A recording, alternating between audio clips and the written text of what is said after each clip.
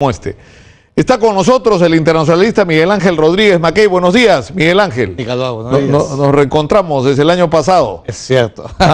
Y vamos a hablar nuevamente del tema de Venezuela y de Maduro. Esto fue lo que dijo Nicolás Maduro el día de ayer. Me parece que la decisión del gobierno de Perú es una ridiculez. Es una estupidez.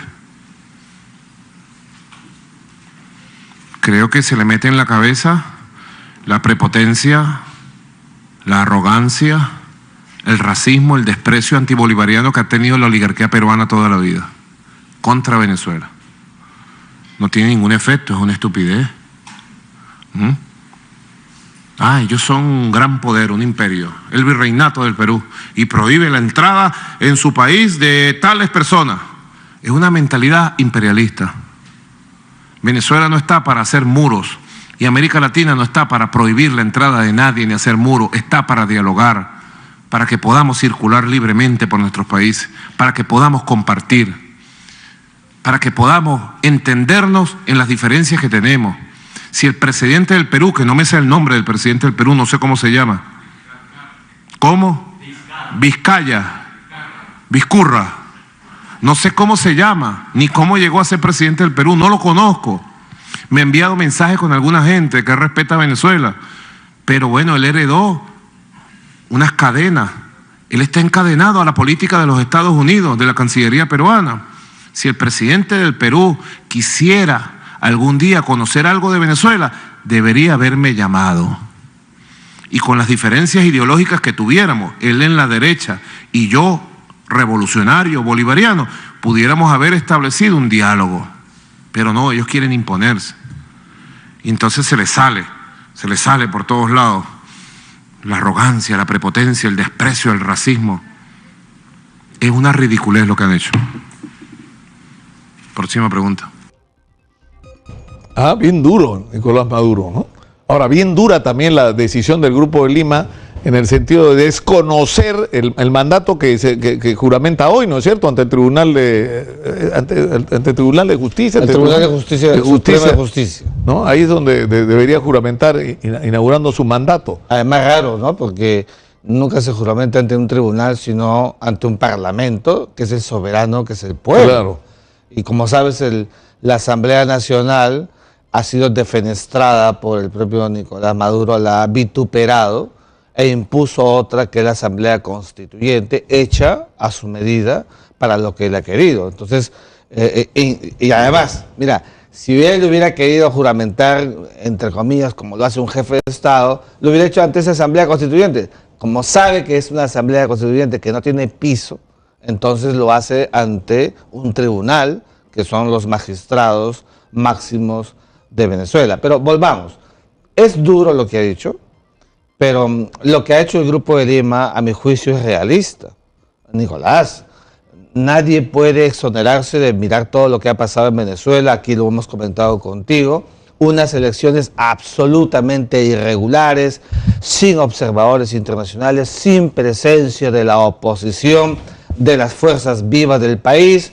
Este señor maneja y controla absolutamente todo el aparato estructural de Venezuela. En consecuencia, está como tipificado un completo dictador. A partir de hoy, se convierte el gobierno de Nicolás Maduro en un régimen de facto. ¿Qué es de facto? De hecho, no de derecho, no tiene reconocimiento. Entonces, la comunidad internacional, la comunidad hemisférica y la comunidad regional le ha dicho a Nicolás Maduro que a partir de hoy, políticamente, no se reconoce la existencia del gobierno, no del Estado, del gobierno. Claro, pero en todo caso, si aplicamos ese criterio, empecemos a hacer la lista de todos los gobiernos dictatoriales que hay en el mundo y no nos relacionamos con nadie. Es decir, bueno, o sea, por ejemplo, con Corea del Sur estamos haciendo negocios. Tenemos representación diplomática. ¿Quién eligió a ese señor? ¿A Corea? ¿No? Pero aquí hay diferencias, pues, Nicolás. En el caso de Maduro y del gobierno, primero forma parte de un eje regional que es prácticamente nuestro vecino. Mira cuántos venezolanos han salido en los últimos tiempos. La naturaleza de un país como Venezuela, que con Perú y los demás forman parte de un sistema interamericano que es la OEA, donde hay reglas establecidas de comportamiento político y jurídico. Venezuela las ha tirado al tacho de Nicolás Maduro. Entonces, frente a una recurrencia de una situación sistemática, Nicolás, donde ya estamos viendo que como consecuencia de seguir manteniendo solamente actos declarativos, vemos que en Venezuela la gente sigue huyendo, siguen muriendo personas, hay un acto de cooptación del régimen. Esas cosas no pueden mostrarse como una indiferencia. Pero la interrogante, antes te pediría que vayamos a la pausa y te voy a dejar la pregunta en el aire. Es decir, tú tienes dos posibilidades. O tienes una política diplomática independiente y tratas de establecer, precisamente por la hermandad que nos ha unido con Venezuela históricamente, alguna manera de crear una bisagra que permite el diálogo, la solución pacífica, democrática a la crisis de Venezuela, o repites tal cual la política norteamericana, porque esto de declarar prescritos o proscritos a los familiares de Maduro es lo que han hecho los gringos. Ahora, ¿cuál es la diferencia? Que nosotros tenemos 600.000 venezolanos acá. ¿Cuántos tiene Estados Unidos? ¿A cuántos ha dejado entrar Donald Trump? A ninguno. A ninguno. O sea, nosotros somos los que pagamos las consecuencias de una situación, ¿no es cierto?, sumamente seria. Entonces, yo creo que o sea, se amerita una discusión sobre cuál debería ser nuestra política exterior, ¿no? Si de confrontación o la que ha sido históricamente de servir de puente y de instrumento para el diálogo entre posiciones aparentemente irreconciliables. Vamos a la pausa. Regresamos con Miguel Ángel Rodríguez Mackey. Volvemos. Estamos con el internacionalista Rodríguez Mackey. Y te planteo una pregunta, o sea, ¿por qué tener nosotros que optar una política que es más o menos la política norteamericana, ¿no es cierto? La estamos replicando. O sea, Donald Trump impide el ingreso de los familiares de Maduro. Nosotros también, pues, hacemos más o menos lo mismo, ¿no? Ya.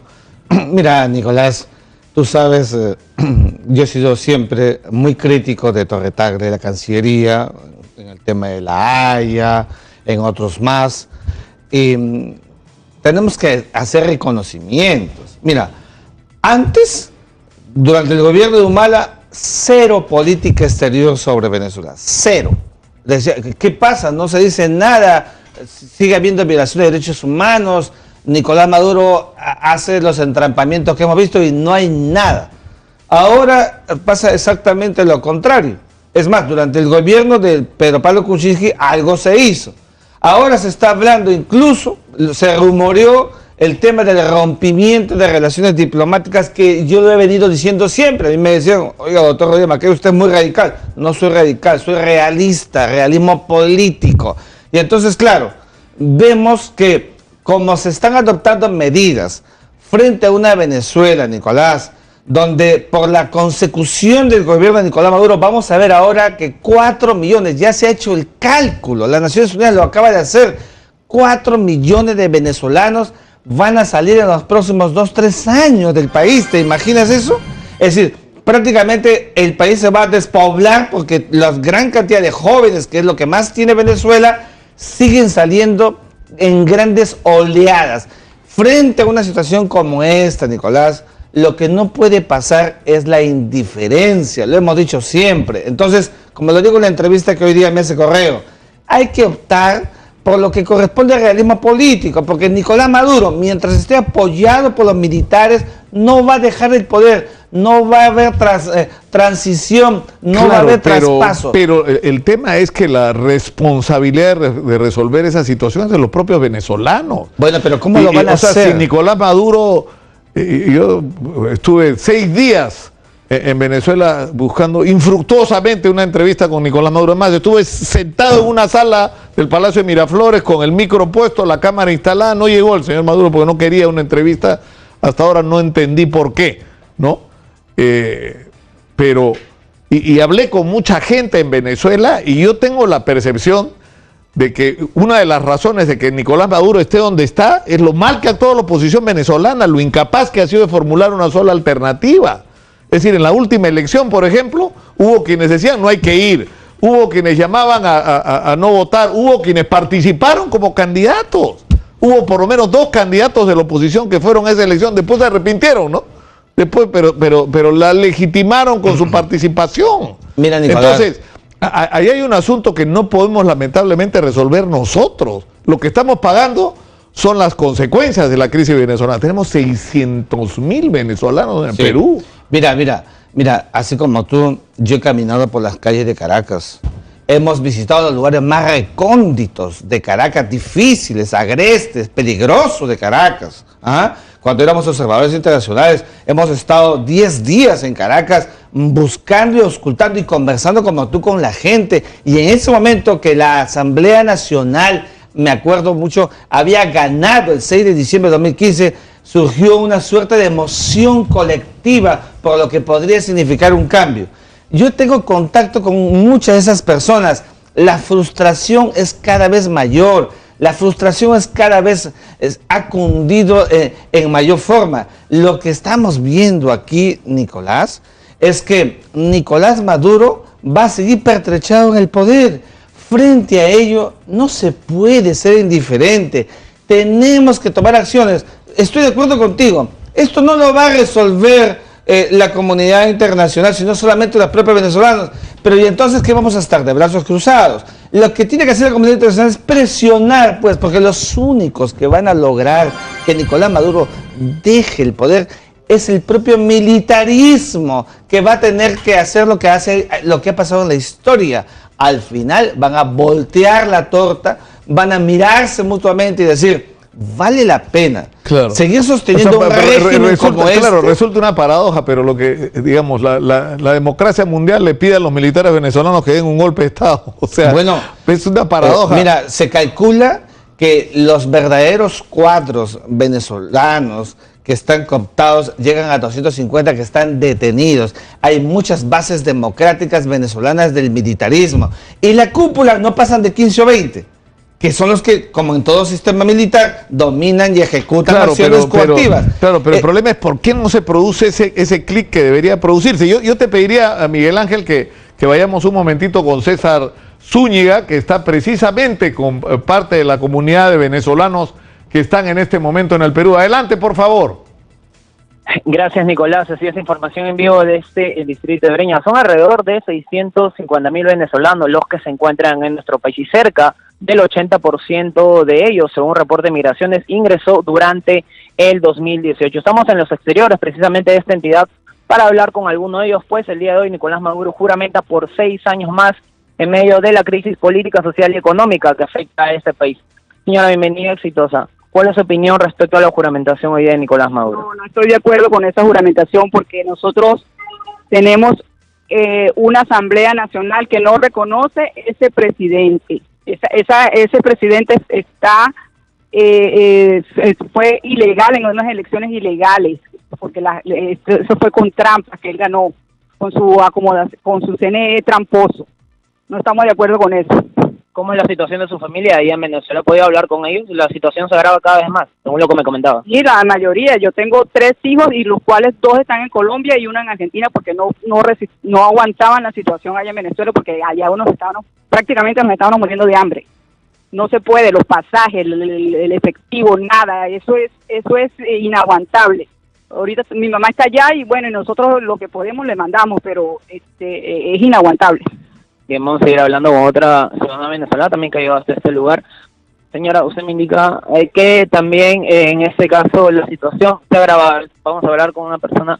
Señor, ¿qué tal? Muy buenas. No desea comer. Usted, señorita, bueno, desean no emitir un comentario al respecto, pero bueno, con la mayoría que hemos podido conversar en realidad está en contra, se manifiesta en contra. Hay que resaltar, como dijo hace un momento la señora, va a juramentar frente al Tribunal Supremo de Justicia y no a la Asamblea Nacional de Venezuela, que según la ley debería hacer la juramentación frente a esta entidad que en su mayoría es opositora. Retornamos contigo en los estudios, Nicolás.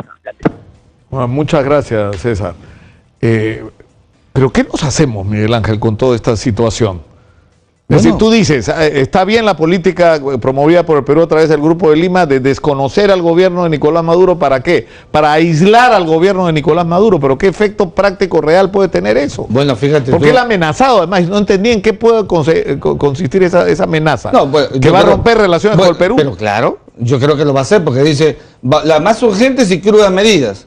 En el caso peruano, ya no tenemos embajador, tenemos un encargado de negocios. ¿Qué es lo que sigue? Rompimiento de relaciones diplomáticas. Es decir, él quiere hacer lo que ya está oliendo, que podría, presumiendo que el Perú podría hacer o cualquier otro país de la región. Pero ¿por qué el aislamiento? El aislamiento en el sistema internacional contemporáneo tiene mucho impacto, Nicolás. Los regímenes parias no es como en el pasado, que se sostenían y vivían pretéritos por cuánto tiempo. Ahora los gobiernos en un nivel de globalización parias prácticamente tienen el tiempo contado. Nicolás Maduro sabe perfectamente que si 13 países están adoptando medidas como las de impedir que sus funcionarios ingresen en sus países, restringir ciertos niveles de relacionamiento, él va a empezar a sostener que como paria ya no puedo sobrevivir. ¿Por qué crees que se va a Rusia, China, Turquía, se exonera a otros lados del mundo? Porque está sintiendo la acumulación de estos factores de presión internacional. Pero como he dicho, no basta solamente el acto declarativo del no reconocimiento y de la ilegitimidad que el día de hoy va a alcanzar Venezuela.